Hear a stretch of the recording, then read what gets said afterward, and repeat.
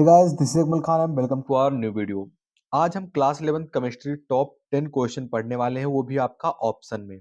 तो ऑप्शन जो होता है वो आपका बहुत ही इंपॉर्टेंट पार्ट होता है आपकी एग्जामिनेशन से, क्योंकि ऑप्शन अगर आप पूरा सही करके आएंगे तो आपको उस पर एग्जैक्ट नंबर मिलने वाला है। थ्योरी में ऐसा केस नहीं है। अगर आप थ्योरी लिख कर आते हैं, कितना भी बढ़िया लिख कर आते हैं, तो राइटिंग पर या फिर हैंड राइटिंग ओवर राइटिंग रहती है आपकी, उस पर एक नंबर कट जाता है, 2 नंबर कट जाता है। लेकिन जो ऑप्शन रहता है, अगर आप ये पूरा सही करेंगे तो आपको पूरा नंबर मिलने वाला है। तो टॉप 10 जो इंपॉर्टेंट क्वेश्चन लगातार ये इसमें पूछे जाते हैं, वही क्वेश्चन आपके सामने लेकर हाजिर है। हमारा पहला क्वेश्चन कह रहा है कि क्षार धातुएं संबंधित है। जो क्षार धातुएं हैं ये किस ब्लॉक से संबंधित है? आपके पास ऑप्शन रहेंगे। ऑप्शन ए आपका S block, option B P block, option C D block, option D F block. तो इसमें से जो क्षार धातुएं हैं ये किससे संबंधित है? अगर आपको इसका आंसर पता है तो let me know in comment box. तो इसका जो करेक्ट आंसर रहेगा वो होगा आपका ऑप्शन ए, एस ब्लॉक से संबंधित क्षार धातुएं। जितनी भी क्षार धातुएं हैं ये एस ब्लॉक से रिलेटेड होती हैं, एस ब्लॉक में रखी होती हैं। तो करेक्ट आंसर आपका ऑप्शन ए हो जाएगा। आगे बढ़ते हैं। हमारा दूसरा क्वेश्चन कह रहा है कि आयनिक यौगिक होते हैं। जो आयनिक यौगिक होते हैं ये किस तरह के होते हैं? नर्म होते हैं या कठोर होते हैं, या नर्म और भंगुर होते हैं, या कठोर और भंगुर होती हैं? तो जो आयनिक यौगिक होते हैं ये कठोर होते हैं, इसके साथ साथ ये भंगुरता का भी गुण रखते हैं। भंगुरता में क्या होता है कि अगर आप इन पर आघात कर रहे हैं तो ये छोटे छोटे टुकड़ों में टूट जाते हैं। इन्हें, इस गुण को क्या कहते हैं? आप भंगुरता कहते हैं। तो ये आयनिक यौगिक होते हैं ये कठोर के साथ साथ भंगुर भी होते हैं। तो आपका करेक्ट आंसर हो जाएगा ऑप्शन डी। आगे बढ़ते हैं। हमारा तीसरा क्वेश्चन है, कह रहा है कि निम्न गैसों में से किसकी विसरण दर अधिकतम होती है?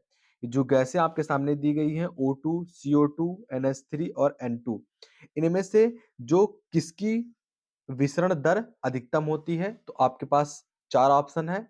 तो करेक्ट आंसर इसमें से क्या हो जाएगा? आपका ऑप्शन सी, NH3 जो अमोनिया होता है ये, इसकी सबसे ज्यादा विसरण दर होती है, इस गैस की सबसे ज्यादा विसरण क्षमता होती है। तो करेक्ट आंसर आपका ऑप्शन सी हो जाएगा। आगे बढ़ते हैं। हमारा चौथा क्वेश्चन कह रहा है कि निम्न में से किस जलीय विलेन का पीएच मान सबसे कम है? आपके पास ऑप्शंस है। पहला ऑप्शन है NaOH, NaCl, NH4Cl, NH4OH।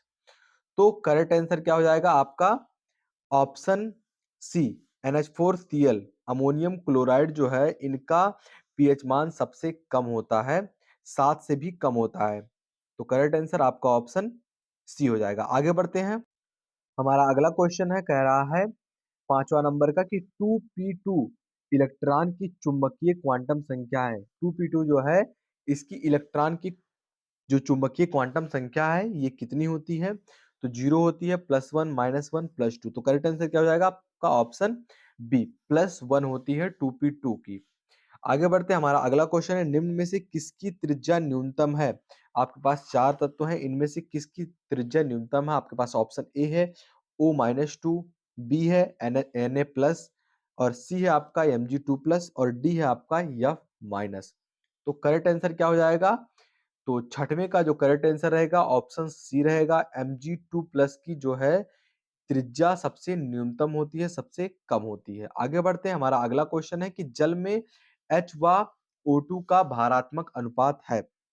Hydrogen और ऑक्सीजन का जो भारात्मक अनुपात है ये क्या है? आपको पता होगा जल कैसे बनता है? H2O, ये जल है आपका। इसमें कह रहा है कि हाइड्रोजन का और ऑक्सीजन का जो है भारात्मक अनुपात क्या होता है? तो करेक्ट आंसर क्या हो जाएगा आपका? ऑप्शन 7वें का ऑप्शन सी हो जाएगा, 1:8। क्योंकि हाइड्रोजन जो है H2 और O, तो ऑक्सीजन का जो अनुपात होता है भार का ये कितना होता है? 8 होता है। हाइड्रोजन का कितना होता है? 1:1।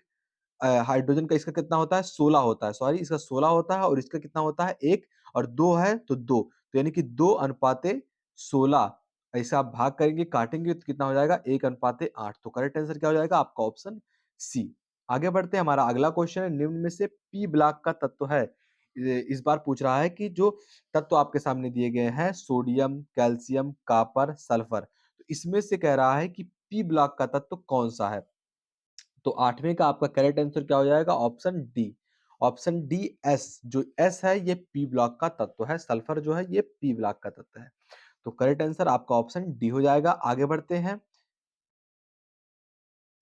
अगला क्वेश्चन हमारा है NH3 जो है आपका अमोनिया में N पर संकरण होता है। संकरण कितना होता है NH3 पे? तो आपके पास ऑप्शन है sp होता है या sp2 संकरण होता है या sp3 संकरण होता है या आपका sp3d संकरण होता है। तो आपको बता दूं मैं ये देखिए इसका स्ट्रक्चर कैसे बनता है अमोनिया का। तो N बीच में और हाइड्रोजन हाइड्रोजन हाइड्रोजन। तो इसका जो संकरण होता है ये sp3 संकरण बनता है। तो करेक्ट आंसर क्या हो जाएगा आपका ऑप्शन सी sp3 संकरण। sp sp3 और d जो संकरण होता है ये बहुत रेयर केस में बनता है। बेसिकली sp3 और sp2 संकरण बहुत ज्यादा बनता है। तो इसमें से जो रहेगा अमोनिया का वो NH3 का sp3 हो जाएगा। तो करेक्ट आंसर आपका ऑप्शन सी हो जाएगा। आगे बढ़ते हैं, हमारा 10वां क्वेश्चन और लास्ट क्वेश्चन है, कह रहा है कि हाइड्रोजन का इलेक्ट्रॉनिक विन्यास कौन सा है इसमें से? तो ये है या ये है या ये है या ये है। मतलब 1s0 है, 1s1 है, 1s2 है या 1s2 2s1 है। तो आपको पता होगा, बहुत ही इजी क्वेश्चन है लेकिन इंपॉर्टेंट था तो मैंने डाल दिया इसमें। तो करेक्ट आंसर क्या हो जाएगा आपका ऑप्शन बी 1s1। हाइड्रोजन का आपको सबको पता होगा कि 1s1 इसका इलेक्ट्रॉनिक विन्यास होता है। तो ये हमारे टॉप 10 क्वेश्चन थे क्लास 11 केमिस्ट्री के लिए, जो कि हर एग्जाम में पूछे जाते हैं। अगर आपका वार्षिक पेपर हो रहा है, अर्धवार्षिक पेपर हो रहा है, आपका एनुअल पेपर हो रहा है, तो ये सारे जो टाइप के क्वेश्चन बनते हैं, इसी टाइप के क्वेश्चन आपके एग्जाम में पूछे जाते हैं। आई होप आपको वीडियो पसंद आया होगा। इससे पहले मैं आपको बता दूं कि आपके क्लास 11 से रिलेटेड बहुत सारे क्वेश्चन, बहुत सारे पेपर्स, बहुत सारे चैप्टर्स ऑलरेडी कवर हो चुके हैं। चैनल पर आप देख सकते हैं, मैंने बहुत सारी वीडियोज में इंपॉर्टेंट क्वेश्चन भी कवर किया हुआ है। तो आप वहां से वीडियोज देख सकते हैं। आशा करते हैं आपको वीडियो पसंद आई होगी। वीडियो पसंद आए तो लाइक करना, चैनल पर नए हो तो चैनल को सब्सक्राइब कर लो। मिलते हैं आपसे अगली वीडियो में, तब तक के लिए जय हिंद, जय भारत।